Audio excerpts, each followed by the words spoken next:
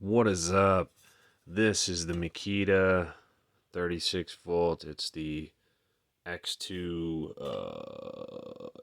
X2 LXT brushless cordless rear handle 7 1/4 circular saw. This is the blade that comes on it, and this video is not about this blade. I just wanted you to see how thin this blade is, and the fact that you can literally just bend these blades, and I just totally screwed up my hardwood floor. But anyways, this is what this is about. This is a Menard's in-house, I guess it's like an in-house brand tool shop. I've never seen it anywhere else. I don't know personally whether or not it is anywhere else, but it's made for ferrous metals. So as you can see, it's not for any sort of wood, and you can cut aluminum and other non-ferrous and also ferrous it's made for. So mild steel, and it says do not use for masonry. So it does have a rotation, I just noticed that, and that's a backwards rotation to the saw, so it's got to go on backwards because the rotation says that way. So when we flip it over, then we match up the arrow. So let's get this sucker on there.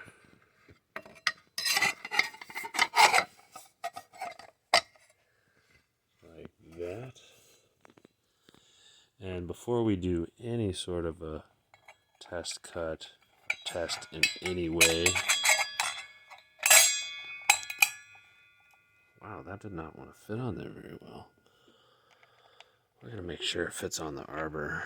And this is a left-handed thread, so basically turn it left to tighten. And I did find a wrench in this box versus the first time I bought this saw. It did not come with a wrench, so I was using the rigid little hex key, which actually, in my opinion, works better. So let me get this tightened up. Alright, so we're all tightened up. I'm going to do a couple just wind-ups, I guess, to see if the blade is straight.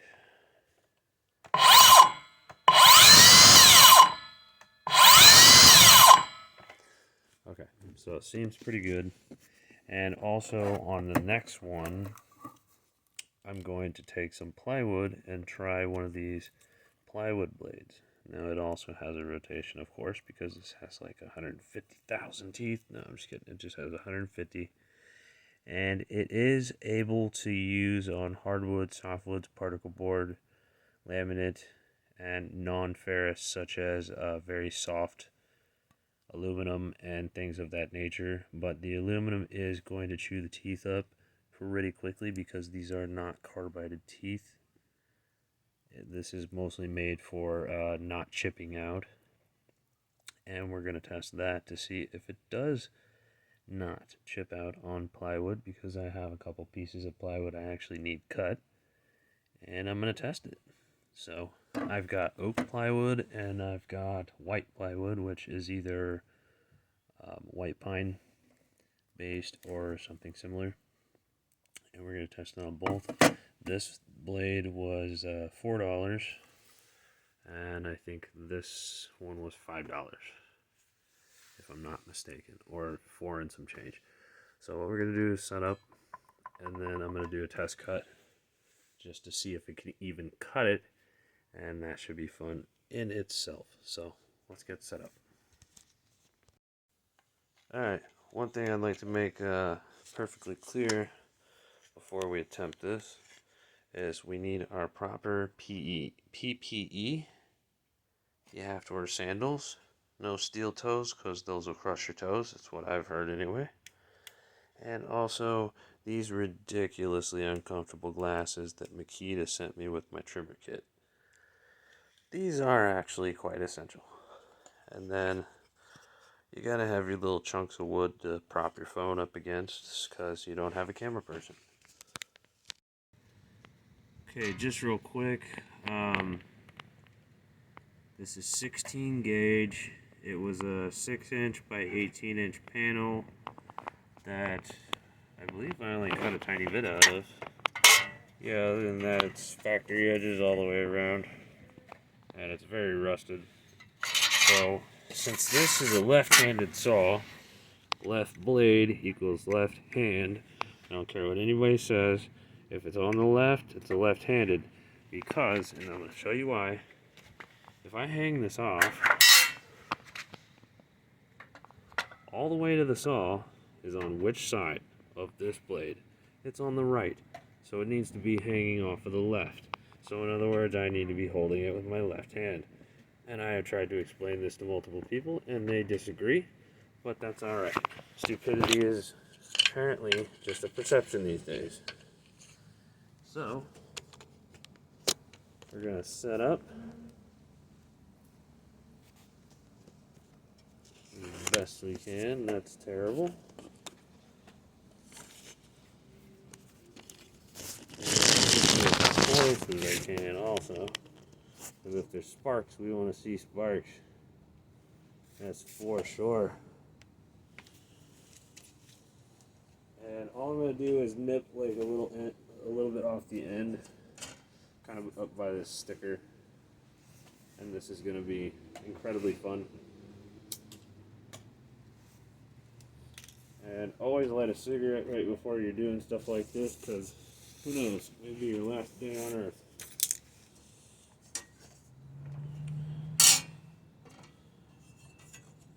I was going to try to use this square, but I don't know if I can do it. Hanging this much weight, this saw is heavy. This saw is ridiculously heavy. I don't want to waste too much metal either. Screw it, let's just freehand it. And another thing, this saw does not have a light on it, which I'm used to when I'm rigid. It had a light on it, which was fucking fantastic. Exactly this situation. So, point you in the right direction, and let's get her going.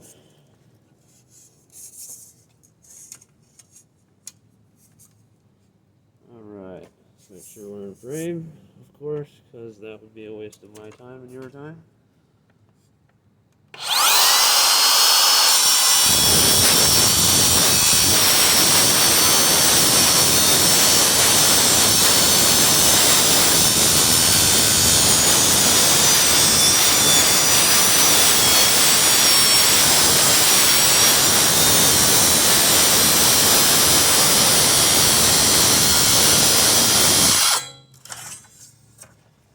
Okay, well this is not going this is not going well at all.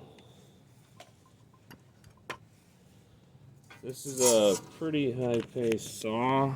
It spins very quickly, and in this case I believe this is going against me. And also, I think Menard is getting the saw blade back, because this is just, I mean, actually, it wouldn't be too bad if I did this on the table saw. The way the table saw spins, I think it would ruin the table saw, because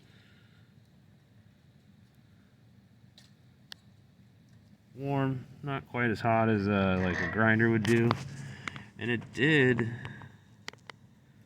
cut fairly evenly, but there's almost no way for me to hold this still, because of the amount of pressure and force that I need to put on the saw. What I'm going to do is stand on it as close as I can. We're going to try to finish this cut. Normally I wouldn't start a saw in the middle of a cut, but I think we're good on this.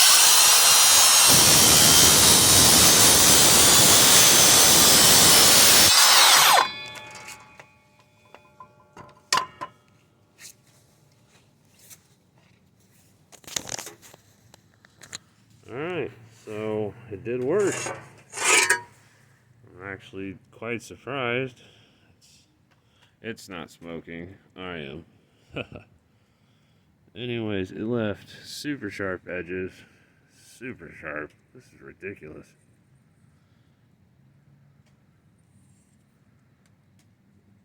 I think this saw blade is actually more geared towards like a 7 1/4 chop saw, maybe. I don't know. 16 gauge is a little bit too much for it, even though I think it's rated up to 8th. I want to say 8th. I don't know. It said it on one part of it, but it did cut it. So cheerio to that. I doubt I can pick this up. Well, it's not too bad, actually. I mean, I just cut it just now. It's warm. A fairly decent cut with a small amount of, just a small amount of cleanup, and it should be decent. I mean, that was a freehand, absolutely terrible cut. Because I couldn't hold it still, it should be clamped down. The saw was more than powerful enough to accomplish the feat. Well, let's see how straight the cut is. And it's actually not that bad for a freehand. If I can line my square up to it right. Not too bad. I mean, I got way off there at the end. So that's Tool Shop brand from Menard. And also, I was running this full depth because one of the reasons I like to do full depth and thin material is because if you do it too shallow, your saw tends to wander. Oh my gosh. And so what we can do again is try to take another thin slice at a way more shallow depth. Say, I think it goes up to like 1/4 inch. It's like as far as it'll go before it's like completely off. So let me set that up and we'll do it again and see if that helps. Alright, so I flipped the sheet of metal over because it has a super duper sharp edge and tried to file this down as much as I could because it's a brand new saw.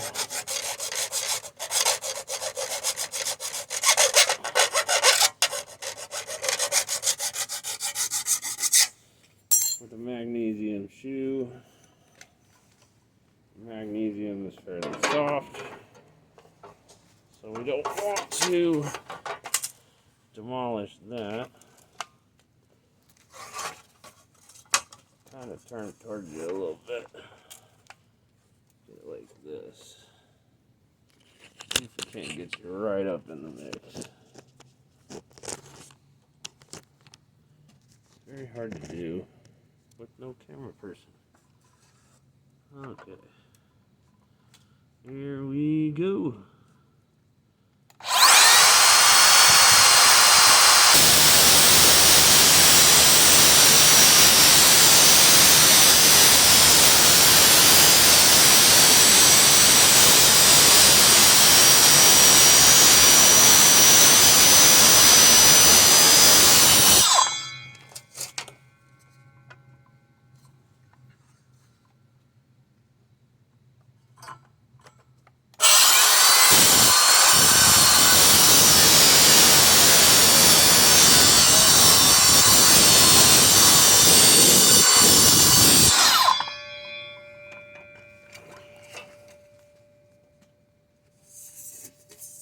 And that's why I don't set it too shallow.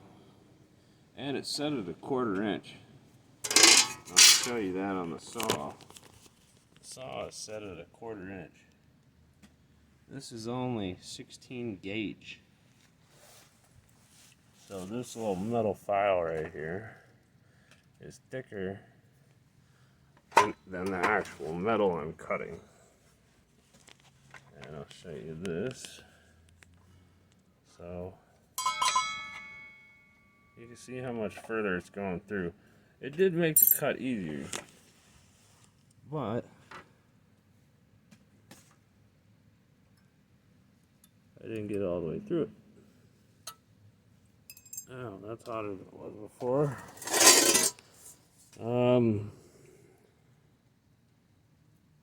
Not too incredibly bad, actually.